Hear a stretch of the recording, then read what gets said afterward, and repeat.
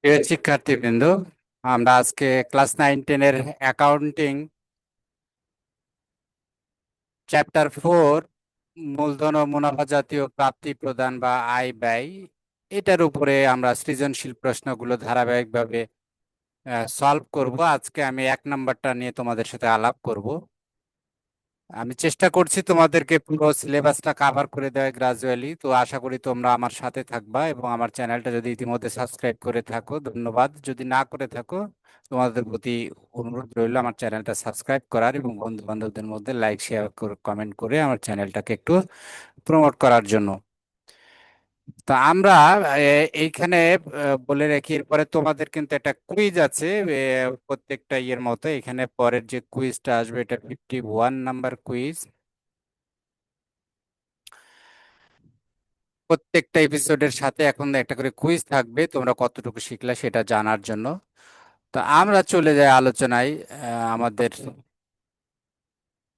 সৃজনশীলের 1 number পড়ি আমরা। এখানে কি আছে বলছে, 2025 সালে বোরহান এন্টারপ্রাইজ নামের ব্যবসা প্রতিষ্ঠানের লেনদেনের কিছু অংশ নিম্নরূপ: ব্যবসায় মূলধন বিনিয়োগ 5 লাখ, যন্ত্রপাতি ক্রয় 1,50,000, ব্যাংক থেকে ঋণ গ্রহণ 3 লাখ, পণ্য ক্রয় 10 লাখ, কর্মচারীদের বেতন 3,80,000, বিদ্যুৎ ও টেলিফোন বিল প্রদান 12,000, যন্ত্রপাতি অবজায় 15,000, বিনিয়োগ হতে মুনাফা প্রাপ্তি 14,000, ভাড়া প্রদান বলা আছে ব্র্যাকেটে যার মধ্যে 3,000 টাকা 2026 সালের জন্য, 40,000 টাকা, কমিশন প্রাপ্তি যার মধ্যে 4,000 টাকা 2024 সালের, 50,000 টাকা, পণ্য বিক্রয় 20 লাখ টাকা, আর মালিকের ব্যক্তিগত প্রয়োজনে উত্তোলন 5 লাখ টাকা। এখন রিকোয়ারমেন্ট গুলো আমরা দেখি কি কি বলছে। বলছে মূলধন জাতীয় প্রাপ্তির পরিমাণ নির্ণয় করো, মুনাফা জাতীয় আয় এবং মুনাফা জাতীয় প্রাপ্তির পরিমাণ নির্ণয় করো, মুনাফা জাতীয় ব্যয় এবং মুনাফা জাতীয় প্রদানের পরিমাণ নির্ণয় করো। তো আমরা গ্রাজুয়ালি একটা একটা করে সলভ করব এবং যুক্তি দিয়ে আমরা বিচার করব যে কেন হবে এখানে। তো মূলধন জাতীয় প্রাপ্তির পরিমাণ নির্ণয় করো, ক নাম্বার। তো ক নাম্বারে আমরা যদি দেখি যে এইখানে যে আইটেম গুলো আছে, ব্যবসায় মূলধন বিনিয়োগ, এটা তার মানে ব্যবসায় টাকা আসে, এটা মূলধন জাতীয় প্রাপ্তি, এটা দীর্ঘমেয়াদী টাকাটা আসছে 5 লাখ। আর যন্ত্রপাতি ক্রয়, এটা হচ্ছে মূলধন জাতীয় ব্যয়, এটা কিন্তু ব্যয়, যন্ত্রপাতি কিনছে, মূলধন জাতীয় ব্যয়, কারণ এটা অনেকদিন বেনিফিট দেবে। আর ব্যাংক থেকে ঋণ গ্রহণ, এটা হচ্ছে মূলধন জাতীয় প্রাপ্তি। তাহলে প্রাপ্তি দুইটা পাইলাম আমরা, 5 লাখ আর এই 3 লাখ। পণ্য ক্রয়, এটা মুনাফা জাতীয় ব্যয়, কর্মচারীদের বেতন মুনাফা জাতীয় ব্যয়, বিদ্যুৎ টেলিফোন বিল প্রদান মুনাফা জাতীয় ব্যয়, যাবতীয় যন্ত্রপাতির অবস্থায় মুনাফা জাতীয় ব্যয়, বিনিয়োগতে মুনাফা প্রাপ্তি, এটা হলো মুনাফা জাতীয় আয়। তোমরা যদি চার্টগুলো দেখো, এটা বিনিয়োগ হতে মুনাফা পেলে সেটা হলো মুনাফা জাতীয় আয়। ভাড়া প্রদান, এটা মুনাফা জাতীয় ব্যয়, মুনাফা জাতীয় ব্যয়। কমিশন প্রাপ্তি, এটা মুনাফা জাতীয় আয়। পণ্য বিক্রয় মুনাফা জাতীয় আয়।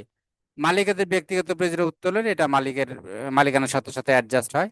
কাজে আমরা এখানে দুইটা আইটেম পাইলাম। তাহলে ক নাম্বারে আমাদের সলভ হচ্ছে যে ব্যবসায় মূলধন বিনিয়োগ 5 লাখ আর ব্যাংক থেকে ঋণ গ্রহণ 8 লাখ, এই 8 লাখই হচ্ছে মুনাফা জাতীয় মূলধন জাতীয় প্রাপ্তির পরিমাণ টোটাল। মূলধন জাতীয় প্রাপ্তি হচ্ছে আমাদের 5 লাখ প্লাস 3 লাখ, 8 লাখ। নাম্বার খ, মুনাফা জাতীয় আয় ও মুনাফা জাতীয় প্রাপ্তির পরিমাণ নির্ণয় করো।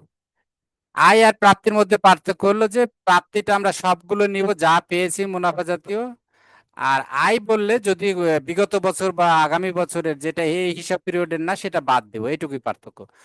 তো মুনাফা জাতীয় আয়ের পরিমাণে আমরা দেখছি মুনাফা জাতীয় আয় ওখানে তিনটা আছে: বিনিয়োগ হতে প্রাপ্ত মুনাফা, কমিশন প্রাপ্তি, আর আছে বিক্রয়। তাহলে বিনিয়োগ হতে প্রাপ্ত মুনাফা 14,000, এটার সাথে কোনো কিছু বলা নাই, পুরোটাই আসবে আয়ের মধ্যে। কমিশন প্রাপ্তি এখানে বলা আছে 50,000-এর মধ্যে 4,000 বলছে 2024 সালের গত বছরে, তাহলে সেটা আমরা বাদ দেবো কারণ আমরা মুনাফা জাতীয় আয় নির্ণয় করছি, প্রাপ্তি না। প্রাপ্তি কিন্তু আমাদের 50,000, কিন্তু 46,000 হলো এই বছরের আয়, এই জন্য আমি 46,000 করলাম বিয়োগ করে। আর বিক্রয় হচ্ছে 20 লাখ, তাহলে যোগ করলে টোটাল 20,60,000 টাকা, এটাই হলো আমাদের মুনাফা জাতীয় আয়ের পরিমাণ। আচ্ছা, তাহলে মুনাফা জাতীয় প্রাপ্তি কি এগুলো সবই ঠিক থাকলো? বিনিয়োগতে প্রাপ্ত মুনাফা 14, কমিশন প্রাপ্তিটা শুধু 50 ধরলাম, এখানে ধরেছিলাম 46 কারণ 4,000 ছিল গত বছরের।